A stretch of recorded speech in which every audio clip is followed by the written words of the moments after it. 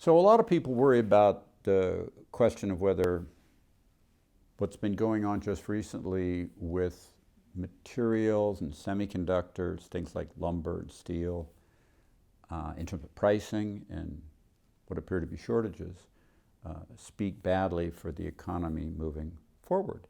And there's a yes and a no to that, and some causality behind it as well. The fear that many have is of a rampant inflation and a world that's over hot in this regard, and that the shortages can impede growth. And in fact, the shortages can impede growth. Shortages can always impede growth. But these shortages come from a very simple feature, which is that not so much the semiconductor firms, but more particularly the materials firms,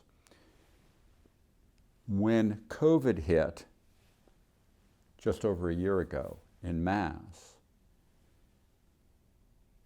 vendors in these categories, anticipating a very slow economic bounce back or no bounce back at all from that which was widely bandied at the time as this thing that would be so much worse economically than it's been for so much longer, they shut down capacity.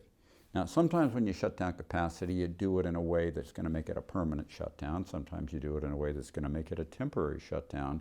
I don't care what you do. Either way, it takes longer to shutter them than it does to reopen them.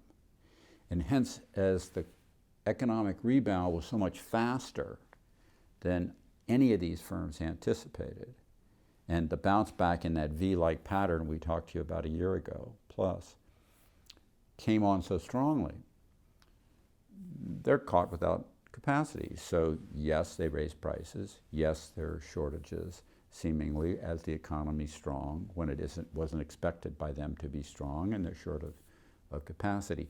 With these strengths, to the extent they can, they'll add capacity, and as will the semiconductor industry. But all of these things take a long time to build, and as they take a long time to build, there's the permitting and the environmental stuff and on and on and on before you can add plant capacity.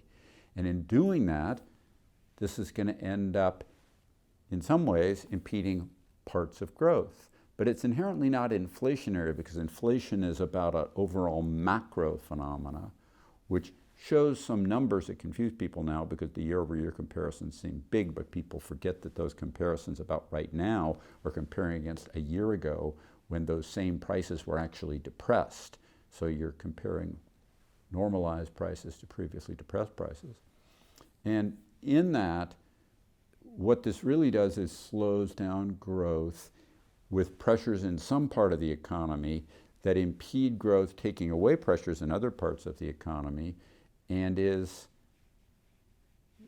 indicative of what actually is a slower growth economy that's not too hot, not too cold in a lot of ways. It's not a bad economy with some parts in it which are bad.